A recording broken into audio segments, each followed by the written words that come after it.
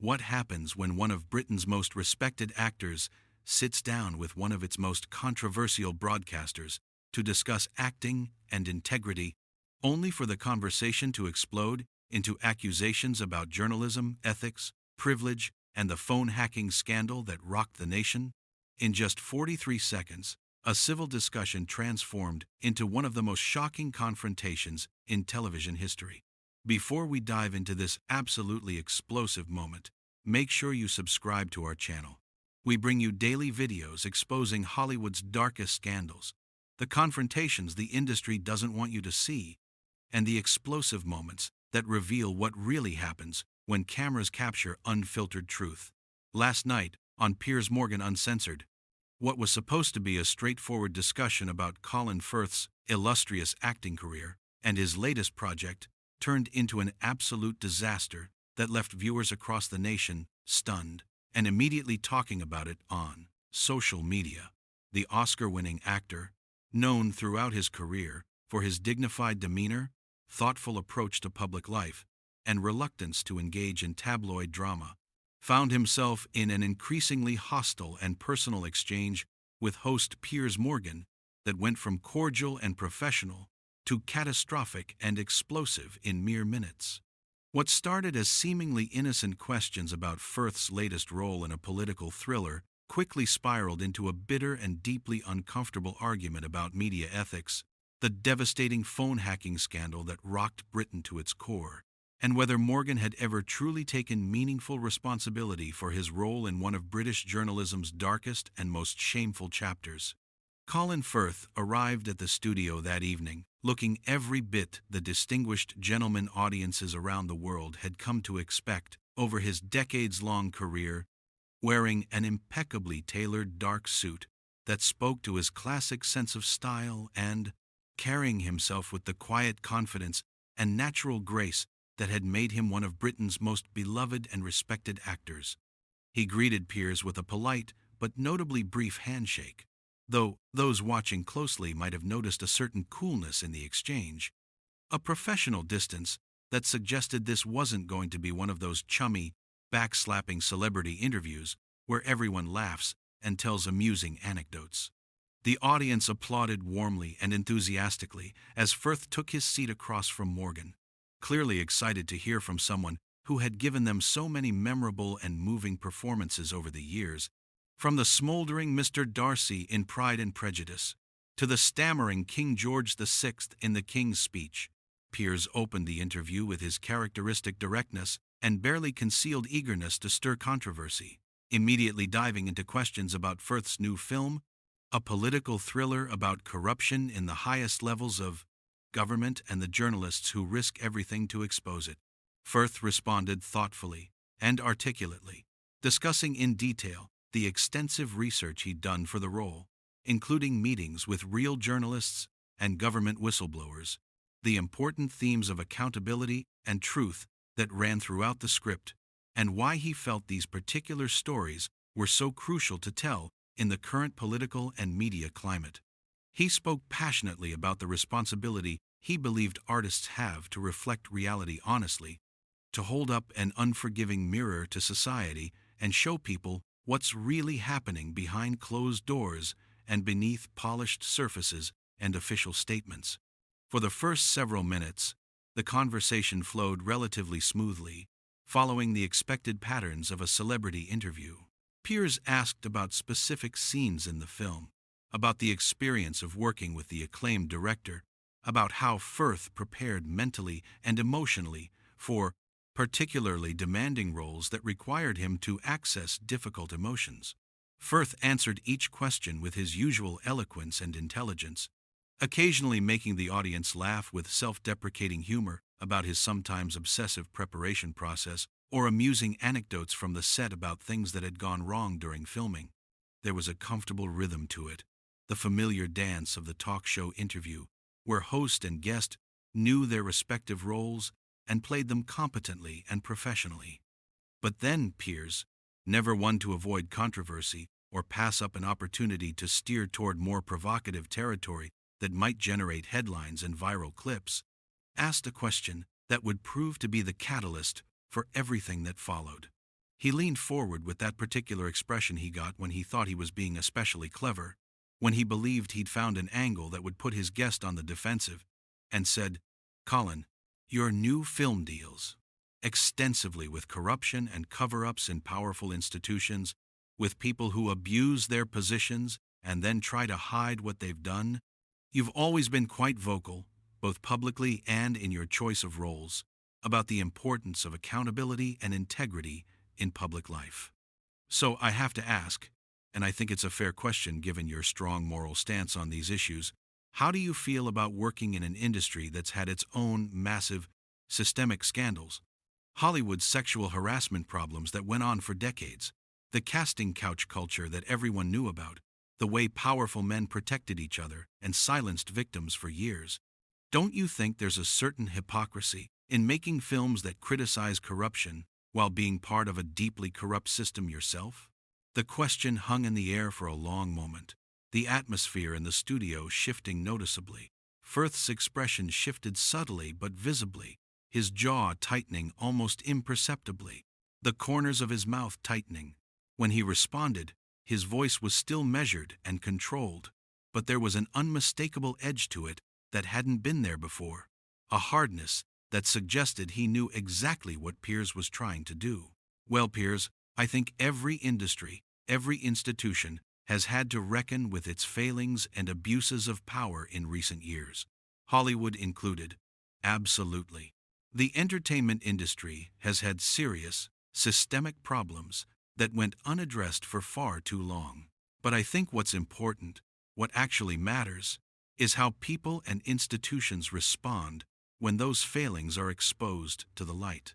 Whether they deny and deflect and protect the guilty, or whether they acknowledge the truth, support the victims, and work genuinely to make things better. The film industry has had a long overdue reckoning, painful and difficult as it's been, and that's ultimately a positive thing, even if it's come far too late for many people. Piers nodded, but his smile had taken on a sharper quality now, more predatory. That's a very diplomatic answer, Colin, very carefully worded. But you didn't really address the hypocrisy angle, did you? You've benefited enormously from this system. You've made millions upon millions of pounds. You've won prestigious awards. You've enjoyed all the privileges that come with success in Hollywood. And now, you want to make films criticizing corruption and demanding accountability while never really acknowledging your own complicity in a corrupt industry. Isn't that having your cake and eating it too? Isn't that the very definition of hypocrisy? Firth's eyes narrowed slightly, and anyone watching could see the shift in his demeanor from defensive to offensive. I don't think I've been complicit in corruption, Piers. I've tried very deliberately to conduct myself with integrity throughout my entire career. Have I been part of an imperfect industry? Of course, absolutely. Have I personally covered up abuse or protected predators or enabled wrongdoing? Absolutely not. Never. And I think there's a very significant difference between those two things that you're deliberately trying to blur. But you must have known something, Piers pressed aggressively, clearly sensing he'd touched a nerve and wanting to push harder. You must have heard the rumors about Weinstein, about Spacey, about all of them over the years. Everyone in Hollywood knew, didn't they? The whispers, the stories, the warnings that were passed around. And yet you all stayed quiet. You all kept working with these people, kept going to their parties, kept accepting their awards and their money. That's a form of complicity, isn't it? Silence in the face of evil. The studio had gotten noticeably quieter, the audience sensing that this had moved beyond the usual talk show sparring into something more serious and uncomfortable. Firth sat up straighter, his voice taking on a harder, more cutting edge. Actually, Piers, since you want to talk about knowing things and staying quiet, since you want to discuss complicity in institutional wrongdoing and refusing to speak up when you should, I'd like to turn that around. You want to talk about that? Let's talk about your time at the Daily Mirror during the phone hacking era. Let's talk about what you knew and when you knew it. Let's talk about the stories you published and where they came from. Piers's expression immediately changed, the confident smirk replaced by something noticeably more defensive, almost panicked. We're here to talk about you, And your film, Colin. Not to rehash ancient history about my journalism career that has nothing to do with why you're here tonight.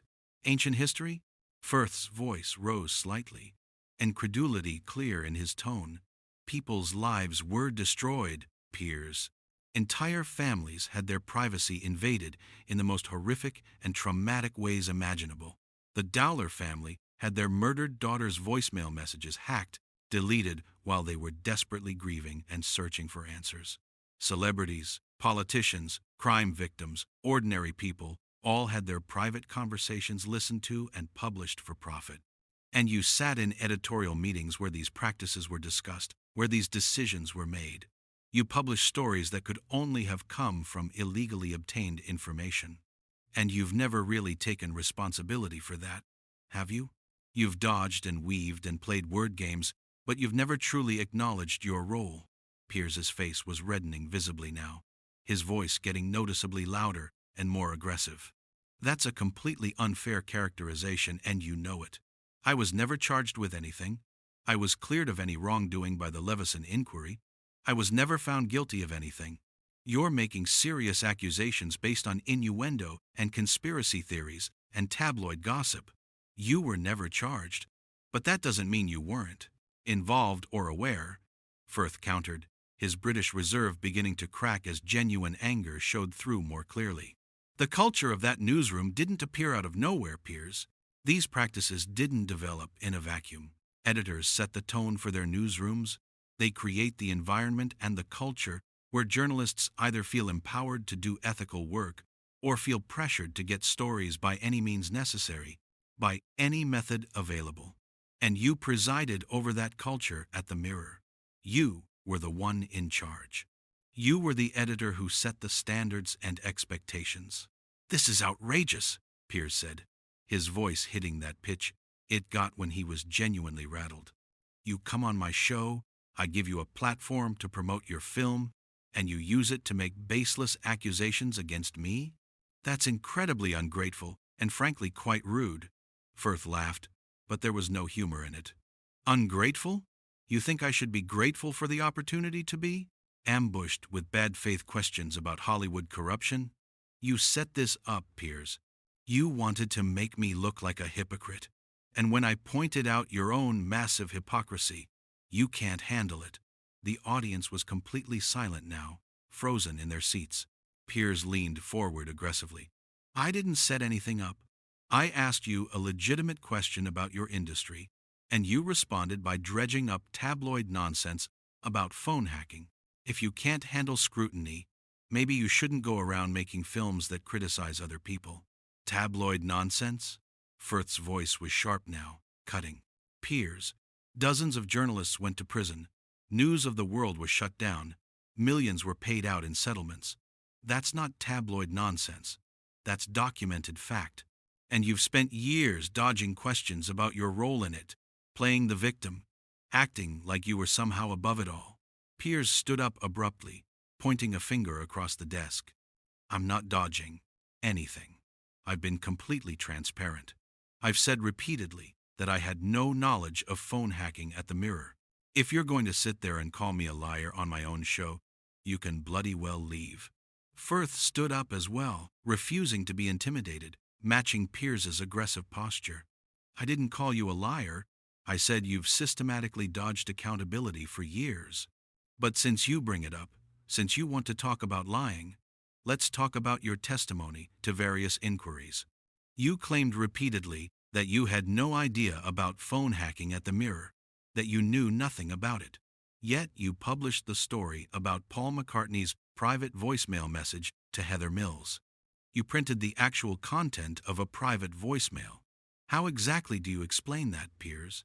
How do you publish someone's private voicemail without having access to it illegally? That story came from a legitimate source, Piers shot back. But his voice had taken on a noticeably defensive quality now, less confident. Someone who had legitimate access to that information. A legitimate source who somehow had access to a private voicemail message left on someone's personal phone? Firth's eyebrows raised skeptically, his tone dripping with disbelief. Come on, Piers. Even you can't expect people to believe that. Even you can't stand there with a straight face and expect anyone to think that's plausible. You knew. You absolutely knew where these stories were coming from. You knew the methods being used, and you chose to publish them anyway because you didn't care about the ethics or the legality as long as you sold papers and beat your competitors. Piers's face was fully red now, fury radiating from every part of him, his hands clenched into fists. You pompous, sanctimonious prick. You absolute prick. You sit there in your expensive designer suit, having made millions upon millions playing pretend for a living, reading lines other people wrote for you, and you think that gives you the right to lecture me about journalism? You think being able to cry on cue makes you qualified to judge my career? You don't know the first thing about the pressure of running a national newspaper, about the intense competition, about making difficult decisions in impossible situations with deadlines bearing down on you. Difficult decisions? Firth's voice dripped with pure contempt now. Hacking a murdered girl's phone isn't a difficult decision, Piers. It's not a tough call in a competitive environment. It's a moral abomination. It's evil. And the fact that you're trying to justify it or minimize it by talking about competitive pressure and difficult decisions tells me absolutely everything I need to know about your ethical framework and your moral compass. I never hacked anyone's phone, Piers shouted, losing his composure entirely now, his voice cracking. I never personally hacked anyone's phone. I never authorized phone hacking. And you sitting there implying that I did, suggesting that I was somehow responsible for it, is defamation, Colin. You're defaming me on live television in front of millions of viewers. That's a serious legal matter.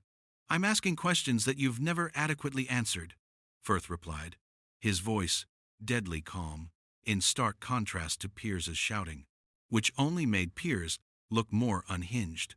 Questions that lots of people have asked over the years. Questions that journalists and investigators have raised. If you're so confident in your innocence, if you're so certain you did nothing wrong, why do you get so angry and defensive when people bring it up? Why not just calmly explain your position? Provide evidence. Let people judge for themselves. Because I'm sick of being accused of things I didn't do by people who don't have a shred of evidence. Piers was practically screaming now. You're a bloody actor, Colin. You make faces for the camera and read lines other people wrote. That doesn't make you a crusading journalist or a moral authority on anything. And you're a disgraced tabloid editor who reinvented himself as a television personality, Firth shot back. You talk about evidence? The evidence suggests a culture of phone hacking throughout your industry during your tenure. Stories published that could only have come from hacking, and your continued refusal to acknowledge any responsibility for creating the environment where that happened. Get out, Piers said, his voice shaking with rage. Get the hell off my show. You come here under false pretenses. You make wild accusations. You defame me on my own platform. Get out. Oh, I'm leaving, Firth said, already reaching for his microphone. I wouldn't stay another second on this joke of a show. But before I go, let me say this clearly. You spent years making money by invading people's privacy, destroying reputations, publishing lies, and stolen information. And now you've built a second career acting outraged about media ethics and cancel culture. The hypocrisy is breathtaking, Piers. Truly breathtaking. You arrogant bastard, Piers hissed. You think you're so much better than everyone else, don't you? You think your posh accent and your Oscar make you superior. But you're just another privileged actor who's never done a real day's work in his life. Firth removed his microphone carefully and dropped it deliberately on the chair beside him. And you're a bully who's built his entire career on attacking people who can't fight back, who don't have the resources or platform to defend themselves properly. The only difference is that I can fight back. I have the means and the platform to stand up to you, and you absolutely can't handle it. You can dish it out endlessly, but you can't take it. I can take plenty, Piers said, through gritted teeth, his jaw clenched tight. What I can't take, what I won't accept, is being falsely accused of serious crimes by someone who doesn't know what they're talking about, who wasn't there, who has no evidence. Then sue me, Firth said simply, his voice clear and unwavering. If what I'm saying is defamation, if these accusations are false and damaging to your reputation, sue me. Take me to court. Let's have all the evidence laid out in public, all the documents from that era examined properly by a judge, all the testimony given under oath. I'd welcome that level of scrutiny and transparency. Would you? Would you really want all of that examined in open court? The challenge hung in the air like a physical presence. Piers's mouth opened and closed several times, but for once in his life he seemed at a complete loss for words. Firth took full advantage of the silence, pressing his point home. That's what I thought. That's exactly what I thought. You're all bluster and aggression and performative outrage until someone actually calls your bluff and challenges you to back up your claims. He turned toward the exit with deliberate, measured steps, but Piers wasn't done yet. You're making a huge mistake, Colin. A massive mistake. Walking off like this, burning bridges, making these accusations, this will follow you. This will haunt your career. Firth stopped and turned back one last time, his expression a mixture of disgust and pity. You know what, Piers? I'm absolutely okay with that. I'm completely at peace with it. I'd rather be known as the actor who called you out, who stood up to you, than the actor who sat there and let you play the victim while ignoring your actual victims, the real people whose lives you helped destroy. Some things matter more than maintaining relationships with people who've never shown they deserve them, who've never earned that loyalty. Those victims you're so concerned about? Piers said with venom in his voice. Where was your concern for them 10 years ago? Where were you when the scandal was breaking? Oh, that's right. You were silent, just like everyone else in your industry when it came to Weinstein and Spacey. So don't you dare climb on your high horse now and pretend you're some kind of moral crusader. The difference, Firth said coldly, is that when those scandals came to light, I supported the victims and the investigations. I didn't spend years denying and deflecting and playing word games. I didn't build a media career on righteous indignation while refusing to examine my own behavior. That's what you've done, Piers. And that's why this conversation matters. This conversation is over, Piers declared. You've made your little speech. You've had your moment. Now get off my set. With pleasure, Firth said. He looked at the camera directly. To anyone watching who's been a victim of phone hacking or tabloid abuse, I'm sorry this man has never truly acknowledged what was done to you. You deserved better then, and you deserve better now. Oh, piss off with your grandstanding, Piers spat. You're not some hero, Colin. You're just another celebrity who thinks their fame makes them important. Firth didn't respond to that. He simply walked toward the studio exit with his head held high, his dignity intact despite the heated exchange. As he reached the doors, Piers called out one last time. Don't expect to be invited back! Firth paused at the threshold and looked back over his shoulder. I wouldn't dream of it. Some invitations aren't worth accepting. With that, he pushed through the doors and disappeared into the corridor beyond. The heavy studio doors swung shut with a conclusive thud that echoed through the stunned silence. Piers stood alone at his desk, his face still flushed red, his breathing heavy.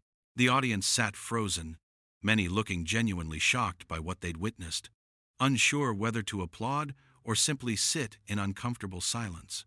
For a long moment, Piers said nothing. He straightened his papers, adjusted his tie, clearly trying to regain his composure and his typical confident demeanor. When he finally spoke, his voice was tight with barely controlled anger. Well, there you have it. Colin Firth, ladies and gentlemen, can't handle a tough question without melting down and making false accusations, says everything you need to know about today's celebrity culture. But even as he tried to spin it, even as he attempted to reclaim control of the narrative, everyone in that studio knew what had really happened. This wasn't a celebrity meltdown or an inability to handle tough questions. This was a man who had been pushed on a subject he clearly cared about, who had turned the tables on an interviewer known for his aggressive tactics, and who had left on his own terms, rather than participate in what he saw as a dishonest conversation. The cameras captured it all: Piers's defensive posture, the audience's uncomfortable expressions, the empty chair where one of Britain's most respected actors had been sitting just moments before. What was supposed to be a promotional interview had become a confrontation about accountability, media ethics, and the phone hacking scandal that had never truly been resolved in the public mind. And Colin Firth had walked off the set of Piers Morgan Uncensored after being told to leave, but with his integrity intact.